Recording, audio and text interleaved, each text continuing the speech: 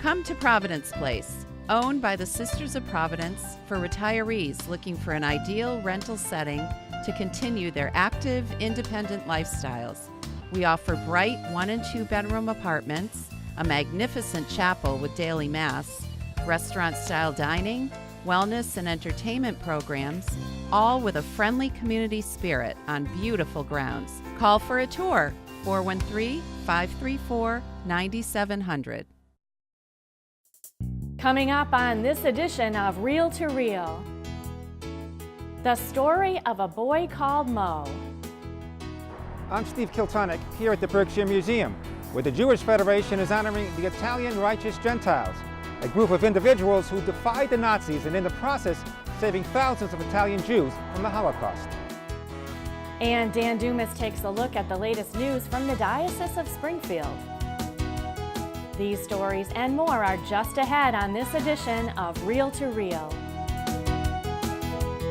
Hello and welcome to Reel to Reel. April is Sexual Assault Awareness Month, a time meant to raise awareness of the frequency of sexual assaults and to educate about how to recognize the signs and also prevent abuse from happening. For survivors of child sexual abuse, the shame, guilt, and pain can imprison a person for decades. Breaking the silence can be terrifying, healing, and liberating. Springfield native Maurice Prue is on the road to healing, but at 85, it's taken decades. In his book, Reclaiming Little Moe, Prue remembers his loving family, happy childhood, and when a priest violated his life. Prue spoke to Kathy Harrington about his journey to save the child within. I liked going to school, and I liked most of the nuns. Some of them I didn't like as much because they were too strict.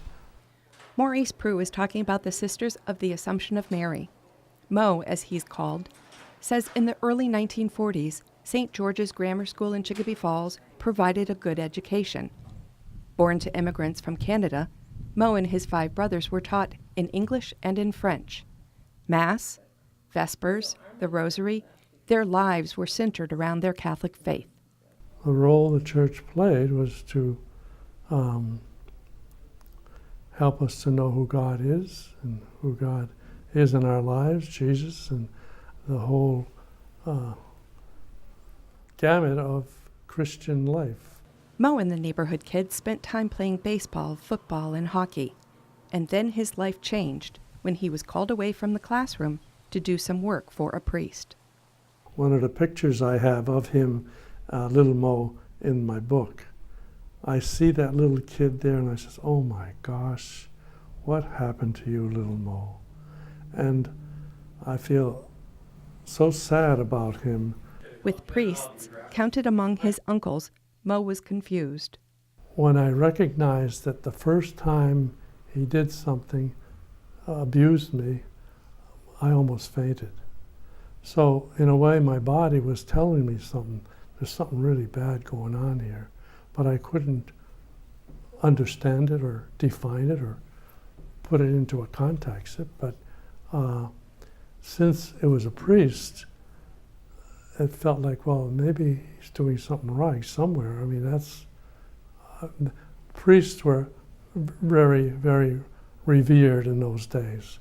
Moe didn't understand why no one, not even adults, questioned Moe being summoned by the priest. The utter confusion, because I didn't get any answers to any of the reactions I had on the way as he called me to his office, to his room, on a regular basis to so-called help him do some work with paperwork and stuff like that. But I know that his main aim was abuse. There's also my brother Gene. He was abused by the same priest. And it was because of his revealing it to my parents that I was led to say the same thing myself. But when he said it, and then when I repeated my own abuse to him, there was no response from my parents. Moe's father did take action, reporting the abuse to the bishop and confronting the abusive priest. But Moe didn't know that for years.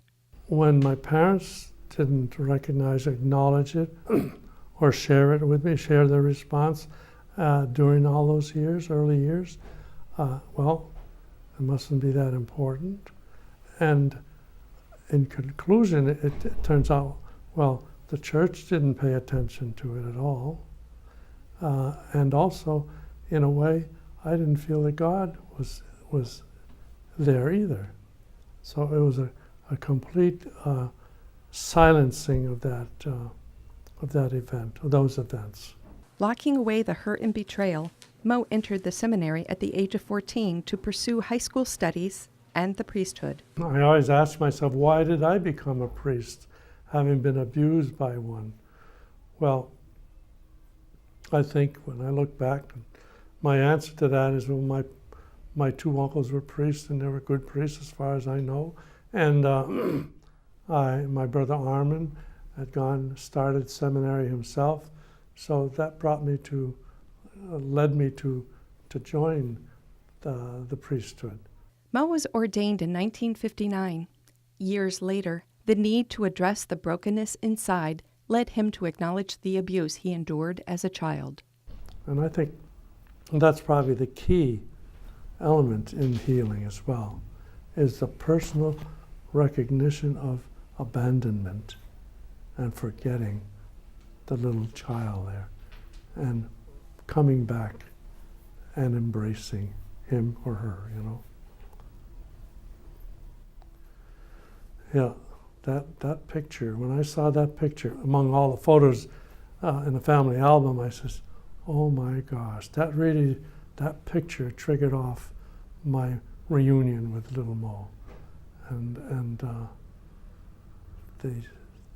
horrible thing that he had to go through for so many years. It was while coming to terms with the abuse that Moe decided to leave the priesthood. And since I was healing from the abuse, I had a much broader perspective of my own history, my own life, and it just opened the possibility of changing from priesthood to getting married. And I think ultimately it put me in a place of comfort as far as sexuality was concerned, and the beauty of it. When the abuse crisis came to light in Boston, first as a book and then on film, Moe says there was a sense of freedom to talk about what happened. That helped me move toward writing the book as well, to express my experience of abuse in the Catholic Church when it was not recognized at all. Moe calls it a challenge for him to put his experiences in writing. I wrote the book basically to help people who have been abused and their families and friends to help the healing process in their lives, and to give them hope in the process as well, that there's a possibility of healing from abuse of any kind. Moe commends the Catholic Church for the measures taken to create safe environments for children, but says there is much more work to be done and more people to be reached. For Moe, the road to recovery from childhood sexual abuse has taken a lifetime. He hopes through this book to help others on that journey. I'm Kathy Harrington reporting for Reel to Reel. What a courageous act in writing that book. And if you are interested in a copy of Reclaiming Little Moe, we have a link at iobserve.org. Joining me now is Patty McManamy, the Director of the Office of Child and Youth Protection for the Diocese of Springfield. Thanks for being with us today, Patty, to discuss this important topic. Thanks, my pleasure. Now, what happens when a call is made to report abuse? If somebody calls the diocese and they call my office, which is the Office of Child and Youth Protection, we respond immediately. If they are reporting a current act of abuse against a child, we follow the state and federal guidelines and regulations about contacting the police or the Department of Children and Families to report that abuse. We also, as a diocese, will support the family. Sometimes people call and they report abuse that happened long in the past. We also have a process to respond to those reports of abuse in protecting children that the individual might still have contact with and in supporting the person who's made the call. What are the steps in place to create safe environments within our Catholic churches and in our schools? We follow a document called the Charter for the Protection of Children and Young People, and this is a living document, and it includes policies and procedures that we now must follow in our interactions with children, in our interactions with one another, how we respond to reports of abuse, and what we do to do our very best to ensure that we are preventing abuse in the future. Because of Mr. Prue's book, what he set forth is the truth that the Catholic Church caused great harm in the lives of children and their families. So we background check clergy, employees, and volunteers who have access to children and to vulnerable adults. Another thing that Mr. Prue brought up was that when he told about what was happening with this priest, about this abuse, it was met with total silence. So we need to know why kids don't tell. Often they're threatened, or often they're afraid of what our reaction will be. So part of our trainings is to understand that and to be appropriate, matter-of-fact, good listeners and good reporters. We are mandated reporters if we have a suspicion of child abuse. We want to make sure kids feel strong and brave about being able to speak up about that and stop that before something worse happens. So we know there's training for clergy and church employees, but creating a safe environment is also including volunteers at every level and children in religious education classes. How do you monitor who has undergone the child abuse prevention training? Every parish and every one of our Catholic schools has a designated child advocate. That's somebody who's responsible for ensuring that our safe environment programs happen, that they're completed, and they are in touch with me if they need additional training and resources and if there are concerns. All right, Patty McManamy, thanks so much for your help with this very important topic. Thanks. And still to come on Reel to Reel, Dan Dumas takes a look at what's happening in the Diocese of Springfield, and Steve Kiltonick with the story of Italian righteous Gentiles of World War II. These stories and more are still to come on Reel to Reel. The Chalice of Salvation, your weekly spiritual connection. I'm your Chalice host, Passionist Brother Terrence Scanlon, inviting you to take time out of your busy days and join us this Sunday morning. We welcome Father William Wallace from St. Peter's St. Casimir's Parish in Westfield as we continue our Easter celebration. The Chalice of Salvation, your spiritual connection, Sunday mornings at 10 on 22 News, WWLP, and coming up next on Fox 23, WXXA. The annual Catholic Appeal, In Giving We Receive, taken from the prayer of St. Francis. As Catholics, we seek to bring hope to those who despair in life. Through your collective giving, we bring light to the darkness as we spread our faith to those who doubt. Your gift will make a difference, for in giving we receive God's blessings. So please give generously in your parish or at diospringfield.org. Come to Providence Place, owned by the Sisters of Providence for retirees looking for an ideal rental setting to continue their active, independent lifestyles. We offer bright 1- and 2-bedroom apartments, a magnificent chapel with daily mass, restaurant-style dining, wellness and entertainment programs, all with a friendly community spirit on beautiful grounds. Call for a tour, 413-534-9700. Butcher, baker, candlestick maker. I didn't care what they grew up to be as long as they were happy. To give up marriage and children just seems like too much to walk away from. He seems to think he's making a real difference in people's lives, and he's so happy. Isn't that what's most important? I never would have imagined our son as a Catholic priest.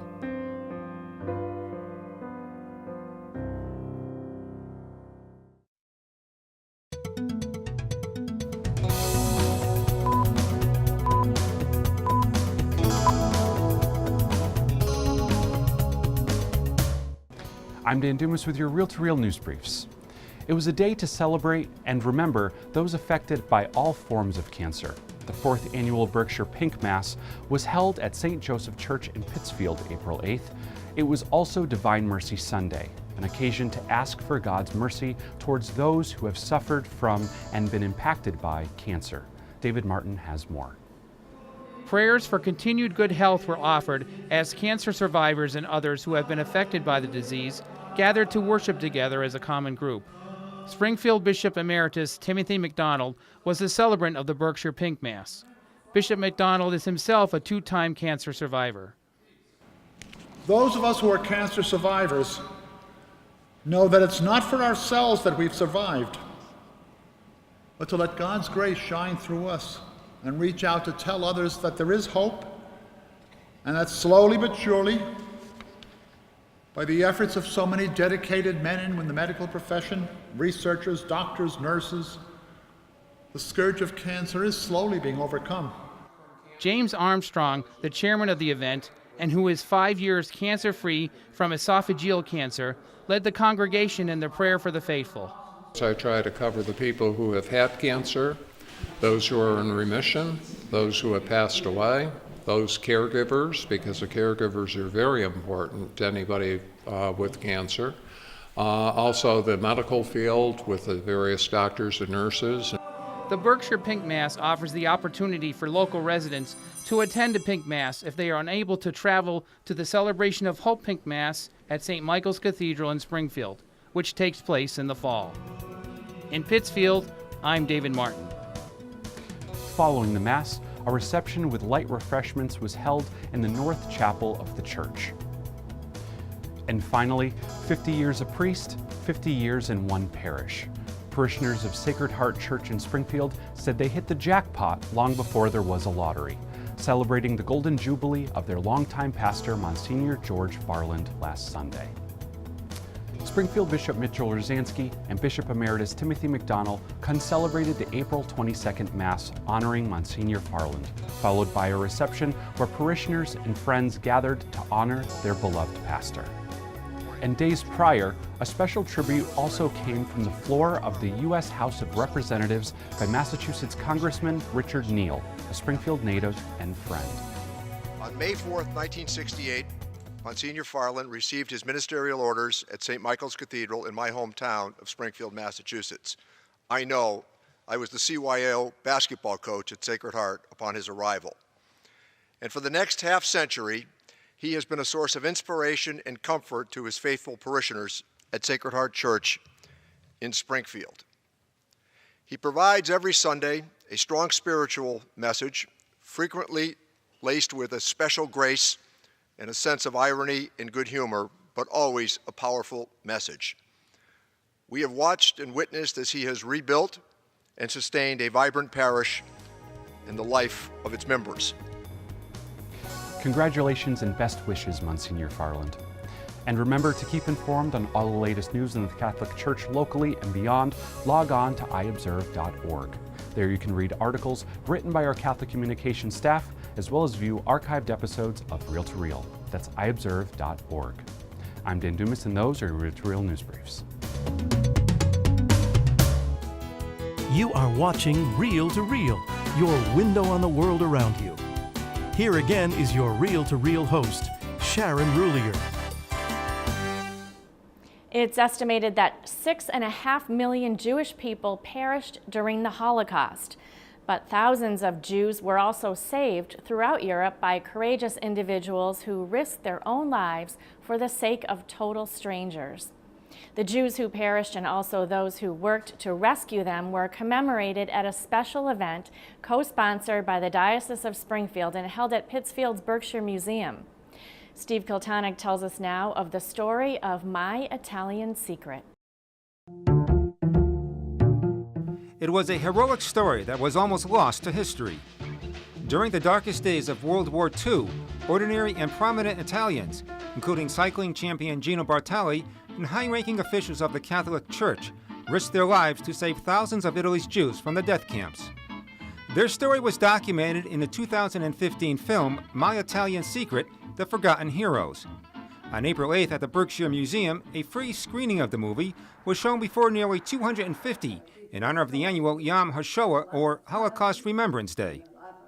Some of those portrayed in the movie, including Bartali and the Archbishop of Florence, Cardinal Ilya Angelo della Costa, were also recognized as being Italian righteous Gentiles, or righteous among nations.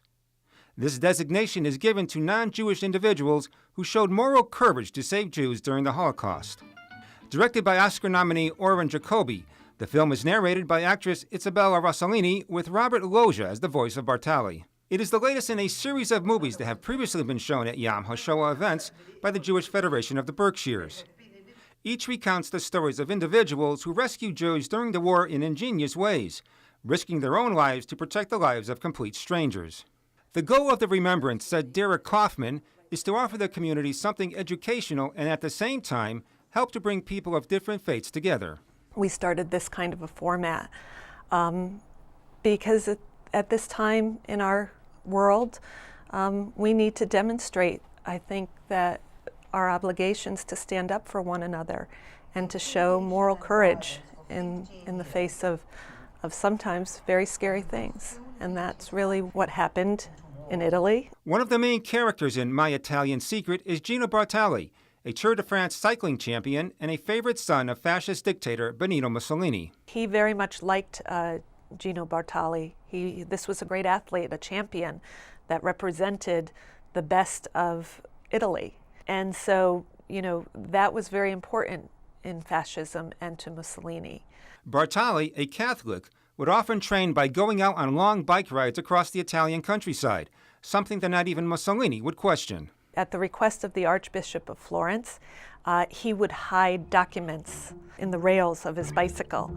And he would deliver these documents, which were meant to help hide Jews and provide documentation and forgeries and things like that to various places throughout the country. Another story featured is that of a prominent Italian physician, Giovanni Borromeo, who worked at a Catholic hospital in Rome on Tiberina Island. Here he created an entire ward around a fictitious contagious disease which he named Syndrome K to keep the Nazis from entering. Jews would be brought in as patients. During their stay there, they would arrange for documentation and forgeries of papers that they could give them new identities as Catholic citizens. They would then transfer them to convents. In September 1943, the Nazis invaded northern Italy and started to deport thousands of Jews and others to Auschwitz. But because of the courageous Italians and Catholics, 80% of Italy's Jewish population survived the war. Director Jacobi also resurrects the story of the clandestine Italian resistance movement that also worked to save partisans and refugees. Bartali never spoke publicly of his wartime activities. It wasn't until decades later that he gradually mentioned the role he played in saving Jews to his son Andrea. Kaufman finds the film's message uplifting. I find it hopeful that even under the most horrific and discouraging circumstances of humanity that we've seen in our lifetime, that there are people who are still guided by that moral compass. In addition to the movie My Italian Secret, a personal testimony was heard from a woman whose family, the Serranos of Milan, was saved from the Holocaust. The featured speaker was La Rabbinessa Leora Kelman of Congregation Beth Israel in Schenectady, New York. During the war, her grandfather, Alfredo Serrano, was the treasurer of the Jewish community in Milan. Part of his job was to conduct a census, which included compiling the lists of Jews in the community. At the time, the Jewish community had 13,000 Jewish people in Milan, and he knew that if those lists fall in the wrong hands, it's going to be a catastrophe. Fearing for his own family and all the other Jews on the census, Alfredo contacted a priest, Father Sante Raffaele, in the village of Mombarocho. He arranged for the family to take refuge in a barn of this Italian family in that village, the Ciaffoni family. They did not tell anybody that the people they have in the barn are Jewish. They just referred to them as war refugees. One of the first things Serrano did when he arrived at Mombarocho was to hide the lists. My mother, who was 40 years old at the time, remembers him breaking the wall in the barn. They stayed in the barn. And he put the list, he cemented the wall, And that's how he saved those lists from getting into the wrong hands. Alfredo taught science at a local school, and his wife Diana cooked for the German soldiers. Kelman's mother Mathilde and younger sister Victoria always lived in fear that the Germans would discover their true identity. The family would often hide in the caves under the monastery, and here they kept their faith, prayed, and celebrated Jewish holidays. They remained undiscovered during the war in part because of a sympathetic German officer, Captain Eder. And he did not tell that they were Jewish. He told the priest that he believes in God. He believes it's not his place to deport these people. We all are believing in God. We should be good to each other. The story of the Serrano's survival was documented in a diary Alfredo kept during the war. It was hidden in a drawer by his daughters for 70 years until an Italian journalist befriended the family and brought the story to light. The book he published from the diary was recently presented to the Italian Parliament as an important historical document. Of the 13,000 Jews of Milan, 12,200 survived because of Alfredo and others. At the museum, Father Chris Malatesta of St. Agnes Parish represented Bishop Rosansky and the Springfield Diocese, which co-sponsored the event with the Jewish Federation of the Berkshires and the Italian-American Club of Pittsfield. Rabbi Neil Hirsch led the group in a moment of silence and a candlelight ceremony in remembrance of the millions of Jews, Poles, Gypsies, and others who were murdered by the Nazis. We hold on to their memories dearly and know that in dark times there is also light. A final prayer was given in Hebrew and English. Aleinu ve'al kol Yisrael, Imru, Amen. May the one who creates harmony on high bring peace to those among us, among our people Israel, among all of humanity, who find themselves now in a time of remembrance. As together we say, Amen. The ceremony concluded when attendees wrote down the names of the loved ones they remembered on the memorial tables. For Real to Real, I'm Steve Kiltonic. And we understand that for the last 4 years, the Berkshire Museum has been filled to capacity on Yom HaShoah, and the Jewish Federation of the Berkshires plans to hold another similar event next year. Before we leave you today, there are 2 more events coming up next weekend. First, on Saturday, May 5th, the AA Baseball Hartford Yard Goats will host the Boston Red Sox AA franchise, the Portland Sea Dogs, for Faith and Family Day at the Yard Goats Dunkin' Donuts field in downtown Hartford. Game time is 6 p.m. and we have a special discounted ticket price available for just $7. Call our main number at 413-732-3175 to get your tickets. That's 413-732-3175. Also next weekend, Providence Place in Holyoke is hosting the Holyoke High School Madrigal Choir in a free performance as part of Providence Place's ongoing chapel concert series. The event will be held Sunday, May 6th at 2:30 p.m. And for this week, that's Real to Real. Thanks for joining us today. For more updates anytime, you can find information and news on the Catholic Church, both here in the Diocese of Springfield and around the world, on our news and information site, iobserve.org. Also be sure to friend us on Facebook, where you will be able to travel with our reporters as they work on stories for Real to Real and get the latest news on the Catholic Church. Like us at Catholic Communications. For viewers who watch us on WWLP TV 22, next week we'll be coming to you Sunday morning at 6:30 a.m. Everyone else will see us at the normal time. So join me then for another edition of Real to Real, your window on the world around you. Real to Real is a production of the Catholic Communications Corporation, funded in part by the annual Catholic Appeal, and the support of you, our faithful viewers.